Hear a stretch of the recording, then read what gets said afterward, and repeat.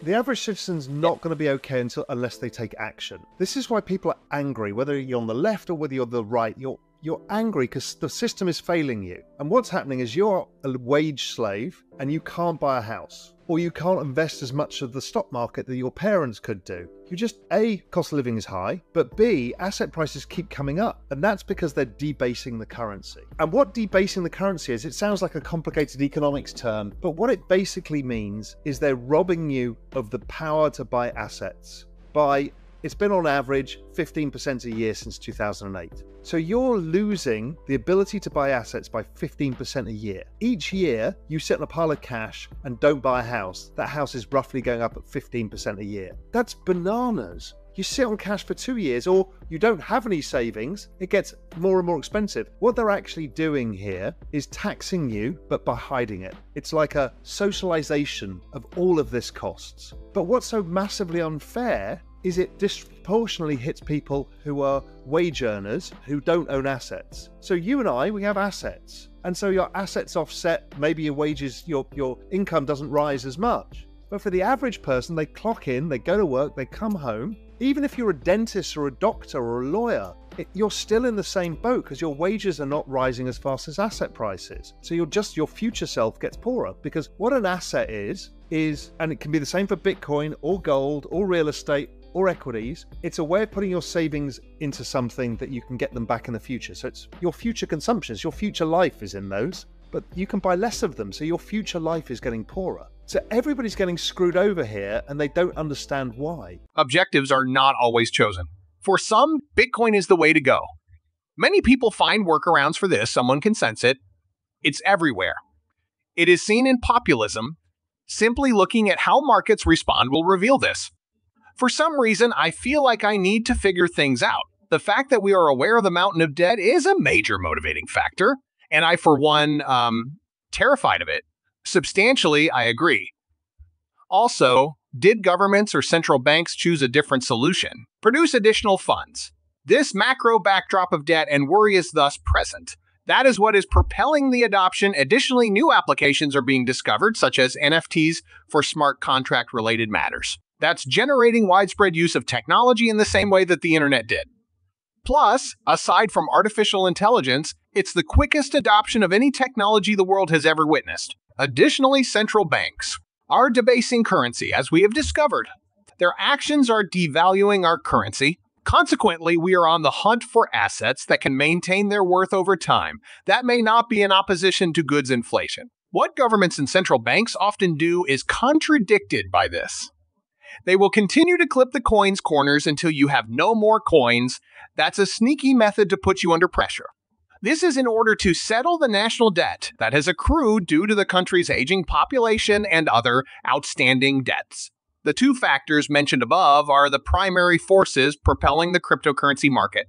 Consequently, those two factors determine the cryptocurrency price. Because it addresses several issues and is widely used, the technology is depreciating your money at the same time that central banks devalue it through their actions. That sets off a major trend in this. If the industry as a whole is expanding at a rate of 100 each year, even when we include in the terrible bear markets that we all know about, then it's doing quite well. Thus, as of the end of last year, there were 516 million active wallets. At current rate of growth, it will reach 1 billion by the year's end. By the following year's end, it will have surpassed 2 billion. Since more and more individuals are using it, the numbers are enormous. The key distinction between this and other forms of electronic communication is that while we all use these technologies, we were never able to profit from them unless we were lucky enough to hold the appropriate shares. But the internet's backbone could not be owned by any one entity. Our debasing currency, as we have discovered, their actions are devaluing our currency. Consequently, we are on the hunt for assets that can maintain their worth over time. That may not be in opposition to goods inflation. What governments and central banks often do is contradicted by this. They will continue to clip the coin's corners until you have no more coins. That's a sneaky method to put you under pressure. This is in order to settle the national debt that has accrued due to the country's aging population and other outstanding debts. The two factors mentioned above are the primary forces propelling the cryptocurrency market. Consequently, those two factors determine the cryptocurrency price. Because it addresses several issues and is widely used, the technology is depreciating your money at the same time that central banks devalue it through their actions. That sets off a major trend in this. If the industry as a whole is expanding at a rate of 100 each year, even when we include in the terrible bear markets that we all know about, then it's doing quite well. Thus, as of the end of last year, there were 516 million active wallets. At current rate of growth, it will reach 1 billion by the year's end. By the following year's end, it will have surpassed 2 billion. Since more and more individuals are using it, the numbers are enormous. The key distinction between this and other forms of electronic communication is that while we all use these technologies, we were never able to profit from them unless we were lucky enough to hold the appropriate shares. But the internet's backbone could not be owned by any one entity. If you own a token, you can truly own the many elements that were here. As a result, we have the opportunity to own a small piece of a historical event. The construction of a global infrastructure by all nations at the same time. Since no other global homogeneous investment product has ever worked in this way before, this is why it is now important to all investors. Thus, the product is identical. Bitcoin remains Bitcoin everywhere. In India, Nigeria, it's identical. No one in India can buy or sell Tesla stock, although they are able to exchange gold. They do not have access to it due to the fact that buying gold jewelry at a store results in a significant loss of profit. However, with this wallet, everyone can get one. Thanks to the internet, you can instantly send money back to your mother in the Philippines from the US. And you want a piece of it simply by possessing a token, an Ethereum token, or any other kind of token.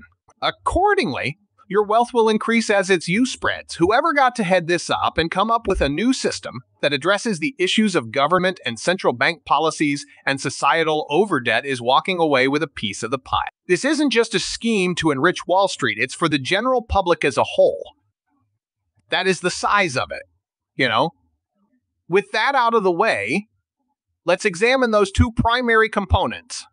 The debt cycle was one of them. I don't see that changing. Governments are actually issuing additional debt in order to cover the interest on existing debt, which has led to higher interest rates and has further complicated matters. The debt continues to rise. The interest on the COVID bonds and other debts has increased, and we still haven't figured out how to pay them off. Thus, it is currently going vertical. Because of this, we know they have an incentive to keep going in this direction. Are they planning to debase the currency? On the other hand, the year 2022, nevertheless, has seen them doing the exact reverse. The removal of liquidity due to inflation is the main reason why cryptocurrencies, like most, experienced a bear market. Trueflation, an inflation rate based on the blockchain, is currently sitting at around 1.4. Therefore, inflation has decreased. It's no longer a terrifying figure. The 5.5 interest rate is excessive for that type of climate when it comes to growth. That being the case, interest rates will likely be lowered. China's economy is in shambles right now. Debt deflation is in full swing there. The same problems are exploding, an aging population and massive debt. They are likely to elicit even more stimulation. Since the United States and Europe both need growth to cover their interest expenses, it's likely that both will wind up boosting more. At least that's the road ahead. Politicians handing out sweets during elections is the other sweet spot in the middle of this. Stimulus is like candy. Everyone wants it. Spending stimulus funds will be distributed. In order for the government to raise funds, it either ends up on the Federal Reserve's balance sheet or is used as a liquid.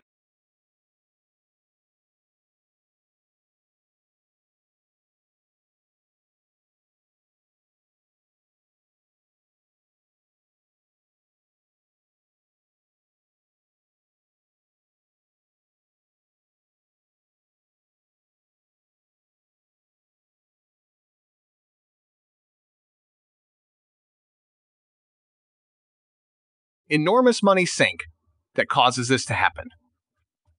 Because it appears like their stock market and 401c have gone up and all of that, people don't understand.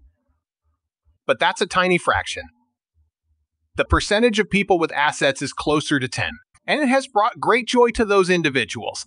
If you have a lot of money and property, you're probably not going to question the authorities because you're powerful and influential. Who is to speak for the typical Cincinnatian who finds himself unexpectedly unable to pay rent or buy a home? Additionally, He has been subject to an annual tax rate of 15. Plus, that was in 2008. He is completely bewildered by all that is happening. He is confused about who is responsible. Thus, it's not fair that they pin the responsibility on one side or the other. My recommendation is to keep an eye on the macroeconomy to see where assets are headed. I haven't mentioned this much, but it's something I think a lot about. In my opinion, the next 2 years will be defined by the problems we've been discussing, such as the creation of new money and the accumulation of excessive debt. How is that expense covered? Consequently, I am taking a highly aggressive stance in the cryptocurrency market. I can split any asset, such as the S&P 500, real estate, or gold by the central bank's balance sheet, specifically the amount of money that